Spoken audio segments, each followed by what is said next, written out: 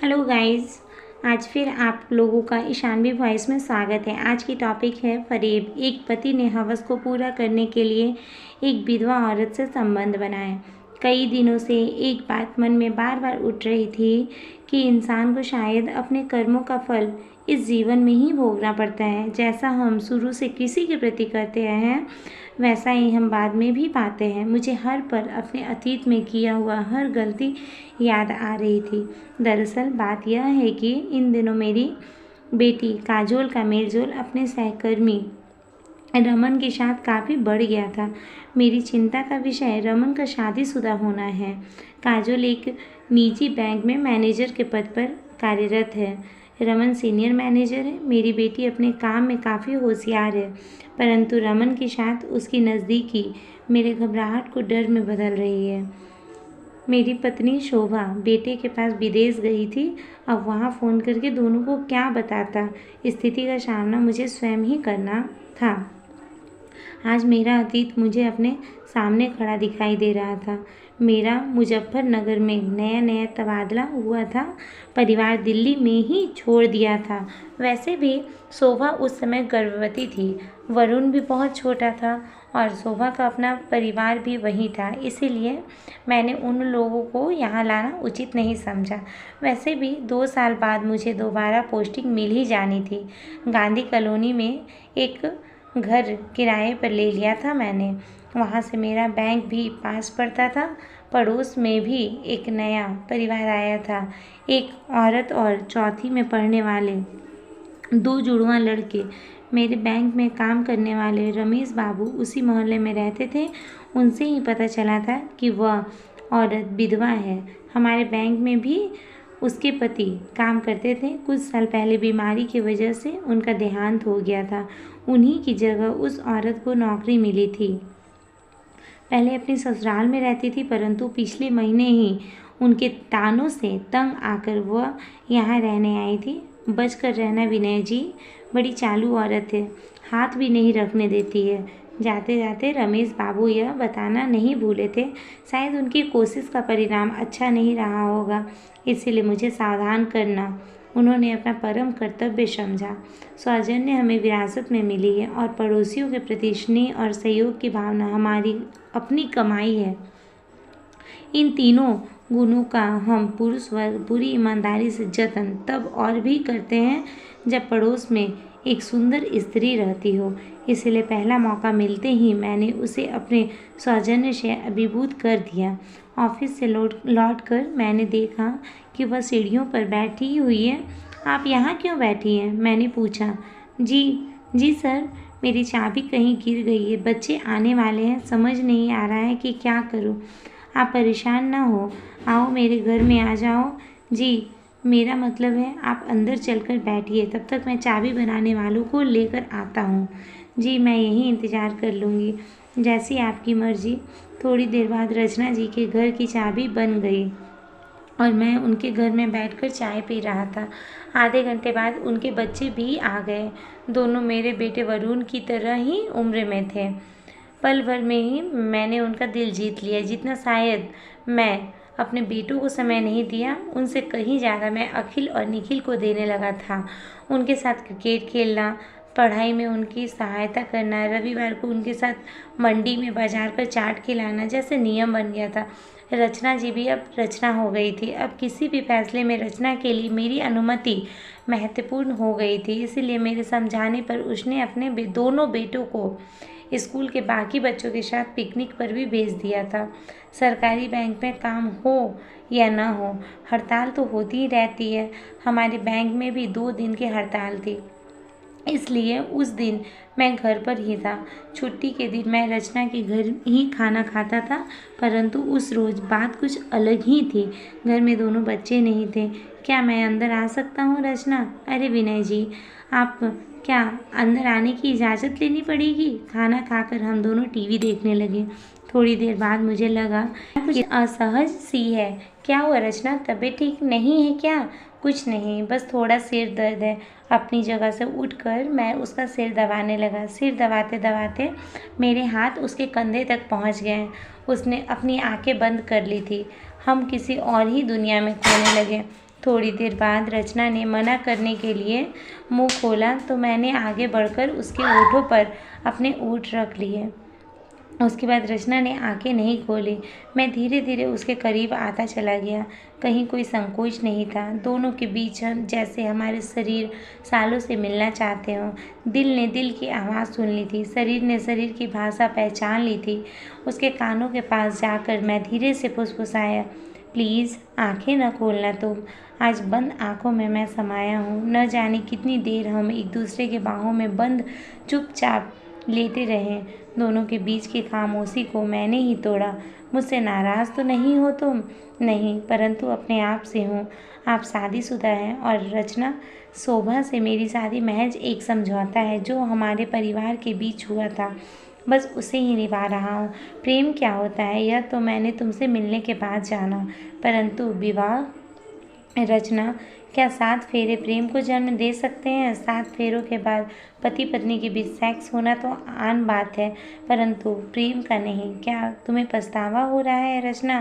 प्रेम शक्ति देता है, कमज़ोर नहीं करता। हाँ, वासना पछतावा उत्पन्न करती है। जिस पुरुष में मैंने विवाह किया उसे केवल अपना शरीर दिया, परंतु दिल तक तो कभी नहीं पहुँचने दिया। फिर जितने भी पुरुष मिले उनकी गंदी नज़रों ने मुझे दिल तक आने ही नहीं दिया, परंतु आपने एक शरीर से ज़्यादा एक इंसान समझा। इसीलिए वह पुराना संस्कार जिसे अपने खून में पाला था कि विवाह के बाद संबंध बनाना चाहिए, आज टूट गया। शायद आज मैं समाज के अनुसार चरित्रहीन हो गई। फिर कई दिन बीत गए। हम दोनों संबंध होते जा रहे थे। मौका मिलना ही शॉपिंग करना, फिल्म देखना और फिर घर आकर अखिल और निखिल के सो जाने के बाद एक दूसरे के बाहों में खो जाना दिनचर्या में शामिल हो गया था। ऑफिस में भी दोनों के बीच आंखों ही आंखों में प्रेम की बातें होती रहती थी। बीच बीच में मैं अपने घर आ जाता और शोभा के लिए और दोनों बच्चों के लिए ढेर सारे उपहार भी ले आता। काजोल का भी जन्म हो चुका था। देखते ही देखते 2 साल कब बीत गए पता ही नहीं चला। अब शोभा मुझ पर दबाव डालने लगी थी। इधर रचना भी हमारे रिश्ते का नाम तलाशने लगी थी। मैं अब इन दोनों औरतों को ठीक से संभाल नहीं पा रहा था। 2 नावों की सवारी में डूबने का खतरा लगातार बना रहता था। अब समय आ गया था किसी एक नाव में उतर जाने का। रचना से मुझे वह मिला जो मुझे शोभा से नहीं मिल पाया था, परंतु यह भी सत्य था कि जो मुझे शोभा के साथ रहने में मिलता वह मुझे रचना के साथ कभी नहीं मिल पाता, और वह था मेरे 2 बच्चे और सामाजिक सम्मान। यह सब कुछ सोचकर मैंने तबादले के लिए आवेदन कर दिया। तुम दिल्ली जा रहे हो? रचना को यह बात पता चल गया था।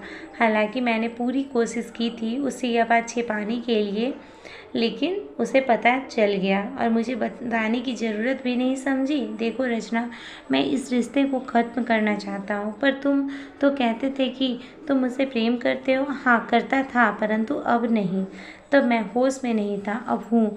तुम कहते थे शोभा मान जाएगी, तुम मुझसे शादी भी कर लोगे। अब क्या हो गया? तुम पागल हो गई हो क्या? एक पत्नी के रहते हुए क्या मैं दूसरी शादी करूँगा? मैं तुम्हारे बिना कैसे रहूँगी?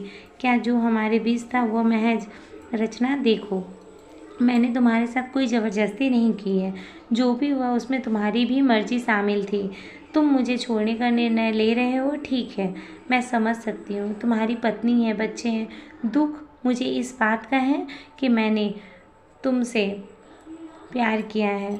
अगर मुझे पता नहीं चलता तो तुम शायद आज बिना बताए मुझसे दूर चले जाते। क्या मेरे प्रेम को इतने सम्मान की अपेक्षा नहीं करनी चाहिए थी? तुम्हें मुझसे किसी तरह की अपेक्षा नहीं करनी चाहिए थी। रचना, मतलब तुमने मेरा इस्तेमाल किया और मन भर जाने पर मुझे छोड़ दिया? हाँ किया, जाओ, क्या कर लोगी? मैंने मज़ा किया तो तुम क्या नहीं की? पूरी कीमत चुकाई मैंने। बताऊँ तुम पे कितना खर्च किया है, कितना नीचे गिर गया था मैं, कैसे बोल गया था मैं वो सब। यह मैं भी जानता था कि रचना ने कभी खुद पर या अपने बच्चों पर खर्च करने के लिए नहीं कहा था। उसके अकेलेपन को भरने का दिखावा करते करते मैंने उसी का फ़ायदा उठा लिया था। मैं तुम्हें बताऊंगी कि क्या मैं कर सकती हूँ। आज जो तुमने मेरे साथ किया वो किसी और लड़की के साथ न करो। इसके लिए तुम्हें सज़ा मिलनी ज़रूरी है। तुम जैसे इंसान कभी नहीं सुधरेगा। मुझे शर्म आ रही थी, मैंने तुमसे प्यार किया। उसके बाद रचना ने मुझ पर रेप का केस कर दिया। केस की बात सुनते ही शोभा और मेरी ससुराल वाले और मेरे परिवार वाले सभी मुजफ्फरनगर में आ गए। मैंने रो रो कर शोभा से माफ़ी मांगी। अगर मैं किसी और पुरुष के साथ संबंध बनाकर तुमसे माफ़ी मांगने की उम्मीद करती तो क्या तुम मुझे माफ़ कर देते विनय? शोभा ने मुझसे पूछा। मैं एकदम चुप रहा। क्या जवाब देता? चुप क्यों न हो, बोलो।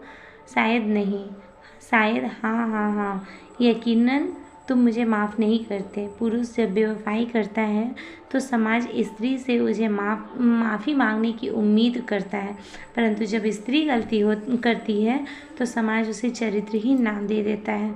जिस स्त्री से मुझे नफरत होनी चाहिए थी, मुझे उस पर दया भी आ रही थी और गर्व भी हो रहा था, क्योंकि इस पुरुष दम्भी समाज को चुनौती देने की कोशिश उसने की थी।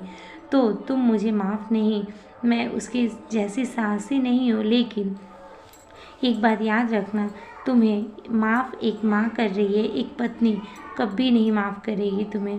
पूरा मोहल्ला रचना पर थू थू कर रहा था।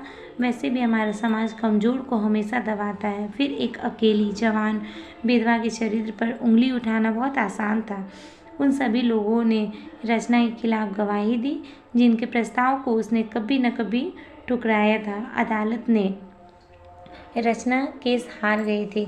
जज ने उस पर मुझे बदनाम करने का इल्ज़ाम लगाया। अपने शरीर को स्वयं पर पुरुष को सौंपने वाली स्त्री सही कैसे हो सकती है, और वह भी जब वह गरीब हो। रचना के पास न शक्ति बची थी और न पैसे जो वो हाई कोर्ट में ले जा सकती थी। उस शहर में भी उसका कुछ नहीं बचा था। अपने बेटों को लेकर वह शहर छोड़कर चली गई थी। जिस दिन वह जा रही थी, मुझसे मिलने आई थी। आज जो भी मेरे साथ हुआ वह एक मृग तृष्णा के पीछे भागने की सज़ा है। मुझे तो अपनी मूर्खता की सज़ा मिल गई है और मैं जा रही हूँ, परंतु तुमसे एक ही प्रार्थना करती हूँ कि अब इस फरेब की विरासत अपने बच्चों में मत बांटना। चली गई थी वह, मैं भी अपने परिवार के साथ दिल्ली आ गया था। मेरे और शोभा के बीच जो खालीपन आया था वह कभी नहीं भर पाया। सही कहा था उसने, एक पत्नी ने मुझे कभी माफ़ नहीं किया था। मैं भी कहाँ स्वयं को माफ़ कर पाया था और न ही भुला पाया था रचना को। किसी भी रिश्ते में मैं वफादारी नहीं निभा पाया था और आज मेरा अतीत मेरे सामने खड़ा होकर मुझ पर हंस रहा था। जो मैंने आज से कई साल पहले एक स्त्री के साथ किया था वही मेरी बेटी के साथ होने जा रहा था। नहीं, मैं काजल को ऐसा नहीं करने दूंगा। उससे बात करूंगा, उसे समझाऊंगा। वह मेरी बेटी है, समझ जाएगी। नहीं मानी तो उससे रमन से मिलूंगा, उसके परिवार से मिलूंगा। मुझे ऐसी नौबत नहीं आएगी। काजल समझदार है, मेरी बात समझ जाएगी। इस टाइप का मेरे मन में विचार आ रहे थे। फिर मैंने उसके कमरे में गई तो देखा उसने वो एक वीडियो चैट कर रही थी एक दोस्त से। तेरे और रमन सर के बीच क्या चल रहा है? वही जो इस उम्र में चलता है। तुझे शायद पता नहीं कि वे शादीशुदा है। पता है, फिर भी काजोल देख यार, जो इंसान अपनी पत्नी के साथ वफादार नहीं है वह तेरे साथ क्या होगा? क्या पता कल तुझे छोड़कर मुझे लड़की नहीं, मैं लड़कों को छोड़ती हूँ। तू समझ नहीं रही यार। अब वह मुर्गा खुद कटने को तैयार बैठा है तो फिर मेरी क्या गलती? उसे लगता है कि मैं उसके प्यार में डूब गई हूँ, परंतु उसे यह नहीं पता कि वह सिर्फ मेरे लिए एक सीढ़ी है जिसका इस्तेमाल करके मुझे आगे बढ़ना है। जिस दिन उसने मेरे और मेरे सपने के बीच आने की कोशिश की, उसी दिन उस पर रेप का केस ठोक दूंगी। और तुझे तो पता है ना कि लड़की के पक्ष में फैसला सुनाता है कोर्ट भी। और फिर हंसी के सम्मिलित स्वर सुनाई दिया। मैं उसकी और दोस्त की सारी बातें सुनकर दंग रह गया। सीने में तेज़ दर्द के साथ मैं वहीं गिर गया। मेरे कानों में रचना की आवाज़ गूंज रही थी कि अपने फरेब की विरासत अपने बच्चों में मत बांटना, अपने फरेब की विरासत अपने बच्चों में मत बांटना। परंतु विरासत तो बढ़ चुकी थी। दोस्तों, यह स्टोरी कैसी लगी मुझे कमेंट कर ज़रूर बताएं और अच्छी लगी तो वीडियो को लाइक और चैनल को सब्सक्राइब करना ना भूलें। Thank you.